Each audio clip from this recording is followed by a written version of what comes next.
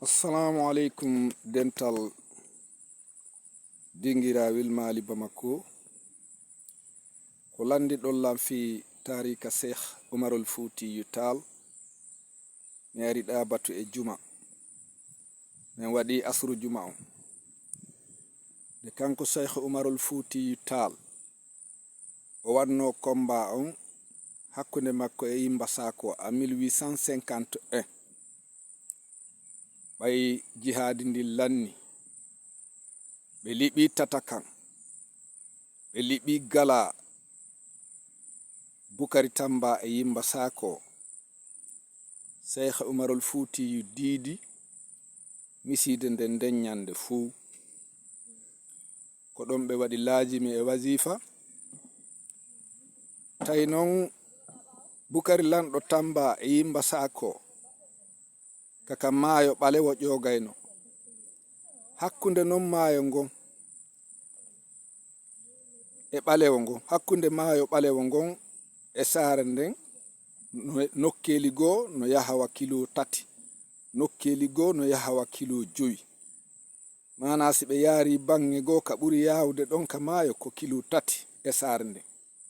bange goo ko kilo 5 tawi ɗum ɗon hino woɗɗi kono ngun tori Sheikh Umarul Futi ɓayɓe andi ko waliyu Allah anduɗo gundo Allah mo Allah halanɗo nooti e torare mum nden kalaji me wazifa e kalimatul musarrafa kongol la ilaha illallah ɓe wi he Sheikh hakkunde saare nden de e maayo ngon heno woɗɗi Sheikh maake en toroto Allahu ndiyan o ari e boowal yorngal funnange ɗabatu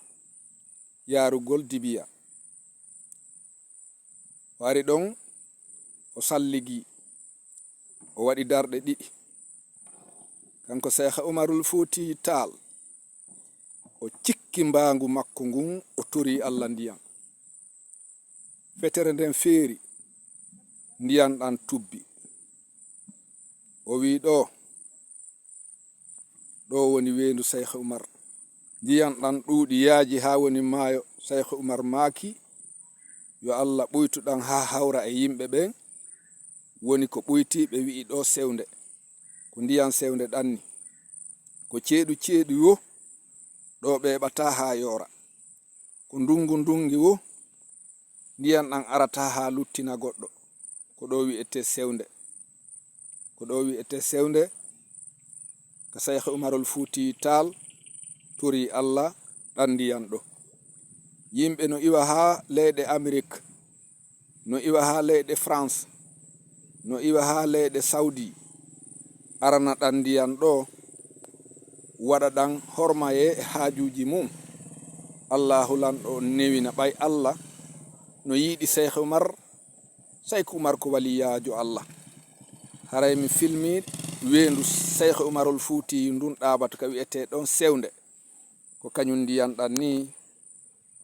ɗum ko giggol hakkunde an e Ceerno Habib Thiam acittuɗolan ka dental dingirawil mali Bamako ko sewnde nden ni assalamu aleykum wa rahmatullahi taala wa barakatuhu ko Ceerno Mouhamadou Manouli woni ko filmani on ɗum ɗo ɓe yi'oton ɗo ko arɓe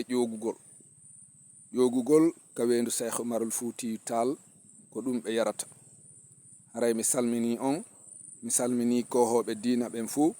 mi hiwrike on ka diina e ka dawla e ka jokkere enɗa ko Ceerno Mouhamadou Manouli woni ko addani on photo wendu Sheikh Umarul Futi ndun inchallahu ɗiɗo fuu ko tarikaji Sheikh Umarul Futi Tall wonduɗe e haqiqa asru juma on e ndu wendu Sheikh ɗo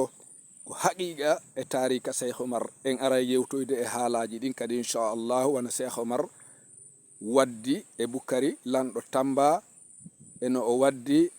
e Yimba Sako eno o waddi Banjugu wonɗo Gufude hara inchallahu en aroyay e ɗen toɓɓe